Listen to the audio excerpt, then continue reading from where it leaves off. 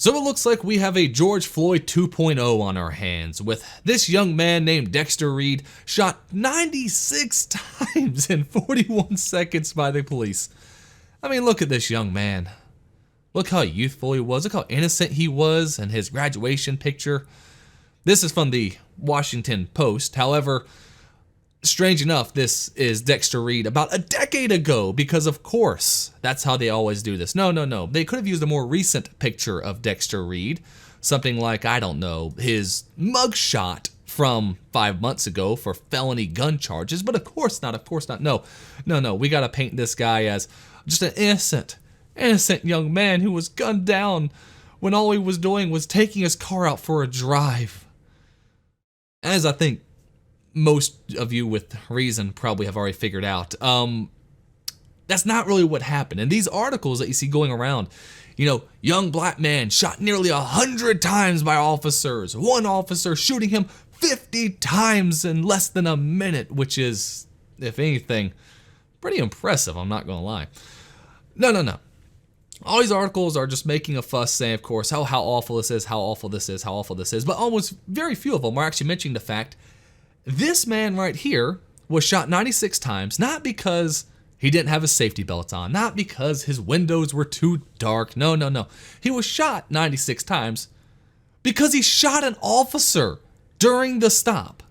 He shot at officers 11 times before anyone opened fire on him. And do you know how we know this is true? Because we have the police footage. So here you go. Here's a police footage for anyone who doesn't believe it.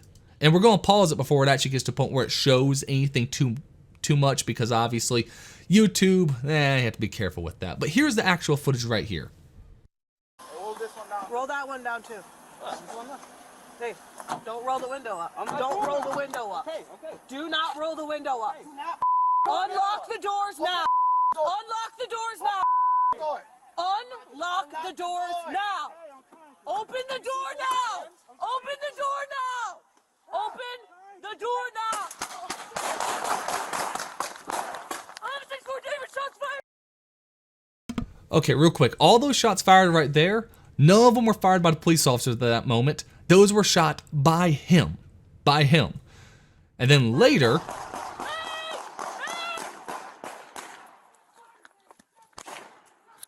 Shots fired! Ferdinand Neighbors, 10-1! and we're going to pause it there because he then gets out of the vehicle. They shoot him some more because obviously they don't know if he has a gun in his hand at that point or not. He just shot an officer and he's trying to get out of his... I mean, come on, what do you expect, right? So for anyone saying, oh, it was 100 shots and less than a minute, it's because he shot the officers first. There was multiple officers on the scene. One officer managed to unload his magazine and then reload and keep firing. I mean, again, good job by that officer. But of course, what do we keep hearing? What do we keep hearing like we hear with all of these cases? No, here's his mom. You notice it's not his dad, right? It's never the dad. No, here's his mom and what she says about the incident. He had just bought his new car 3 days before that, and he was just riding around in his car. He said, Mom, I'm going for a ride. And they killed him. He had just bought his... He didn't do nothing. He was just going for a ride. I'm sorry. I have no sympathy for these people. I have absolutely no sympathy here. This mother, if you even want to call her a mother, right? I mean, what kind of mom sits there and talks about how their son who tried to murder someone was just going for a ride? Oh, so awful. Listen, for one, there's a reason why the dads aren't the ones making the comments, right? It's because, let's face it, statistically speaking, I don't know if this is true or not, but statistically speaking, the dad's probably not there. Which explains why he is the way he is, because we know for a fact that not having a father in the household will cause you to have a far, far higher likelihood of ending up in jail. It's just a fact. And here's the funny thing. People like talking about how, like, oh, the black community, they have such a higher crime rate than the white community. Here's the thing, some of the racists will take that knowledge and say it's because blacks inherently are more violent or some BS like that, which is untrue. No, the reality is that blacks, unfortunately, at this point in time, have the highest rates of single motherhood in the country. And when you compare black families or black single mother households and white single mother households, what you find is the crime is typically about the same.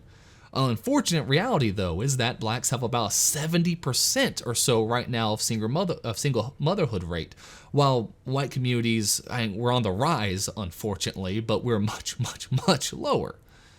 That right now is at the crux of when it comes to what's causing most of the crime happening across this country. And again, it amazes me that these mothers would see their sons do these awful, awful things.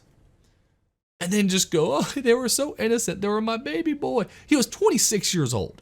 He knows better than to sit there and at a traffic stop trying to roll your window up and shoot a cop. Or let's not pretend he's 15 here, which even then I would still say deserves, what happened. But he was 26.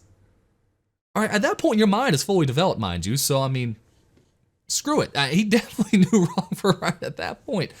And yet, his mother and, of course, his sister, they're going out here and talking about how, oh, it was so wrong what they did to him. Oh, he didn't do anything wrong. He was scared when he saw those officers. He was just so scared. He was so scared that he shot and tried killing them. He was so frightened of them, he decided to pull his weapon on them. Just utter lunacy. And the thing is, people will say, well, what would you do if it was your son? What would you do if it was your kid who made a mistake and got hurt? It's pretty simple. And I'm a father of 2 kids. If any of my kids try to murder someone, I sure as hell ain't going to be talking about how great of a child they were and how many. No, listen, they're not going to be on the family plot. I'll tell you that. If my son goes out and commits any of those kind of atrocious crimes like that, whether it be murder or, assault of, a particular kind you can't really talk about on YouTube, any of that kind of stuff, God forbid that were to happen.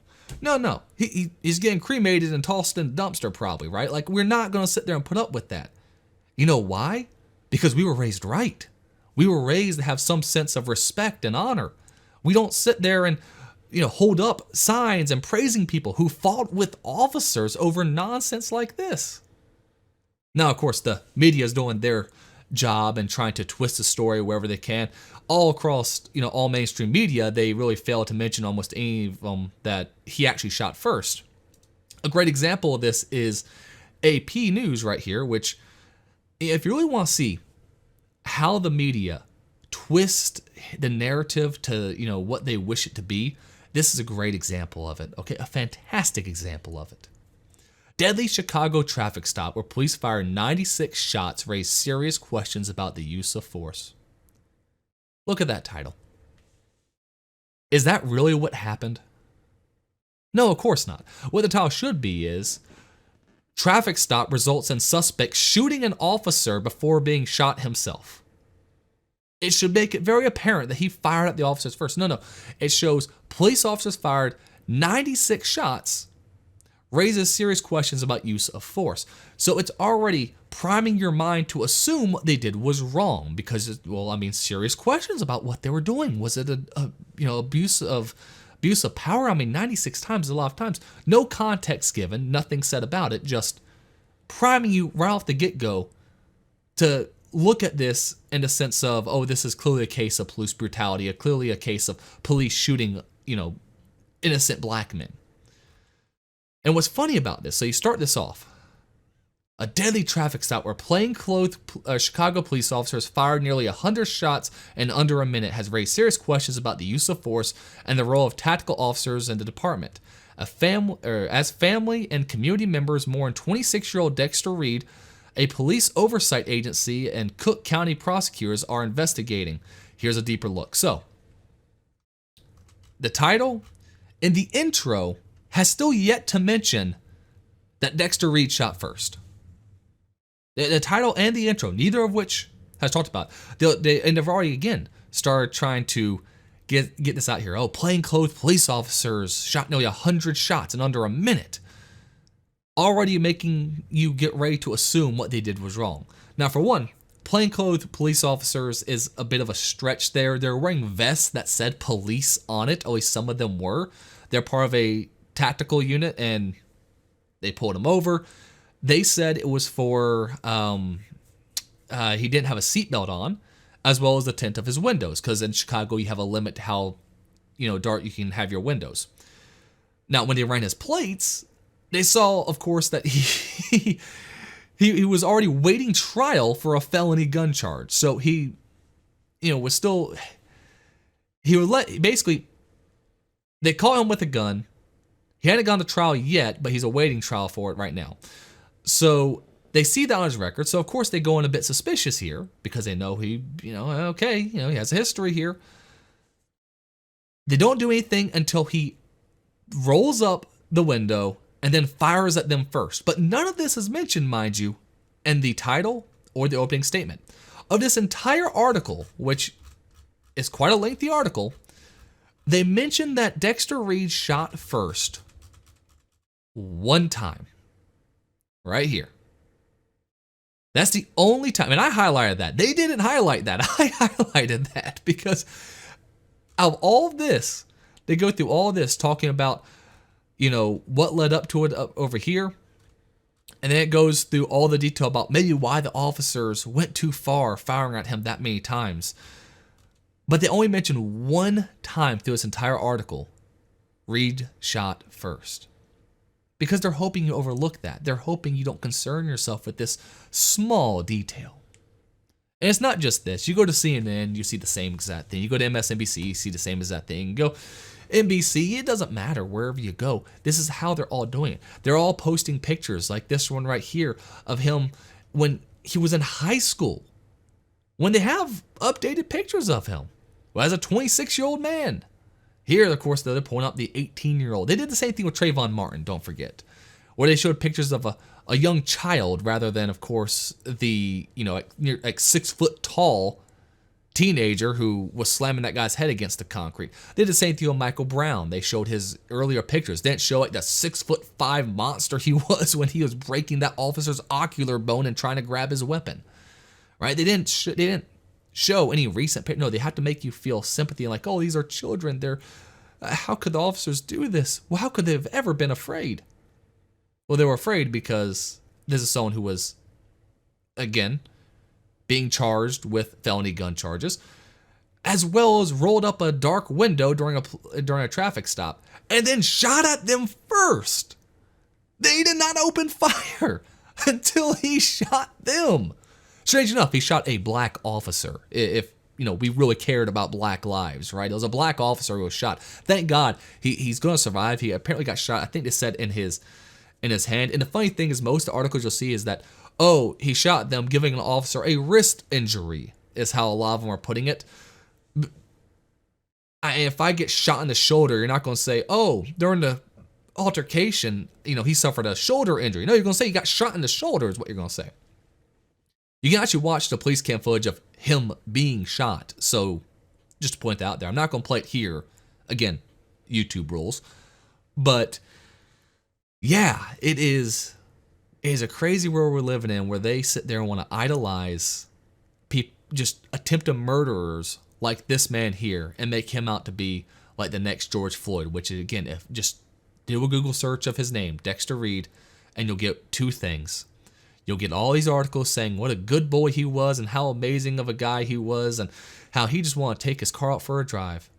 And the second thing you'll get is Good Burger, because don't forget, that was the name of the main guy on Good Burger. I had to find that out while I was Googling it, which was kind of interesting. Either way, it'll be interesting to see what they end up doing with this case, whether or not they actually try to keep this one going or not. I mean, we have police cam footage, so I don't know really why they would, but then again, they tried to with every other situation like this. I mean, we had that one with Jacob Blake where it was clear as day that he deserved to get shot, and yet they still made that one out to be a big deal. So who knows? Who knows?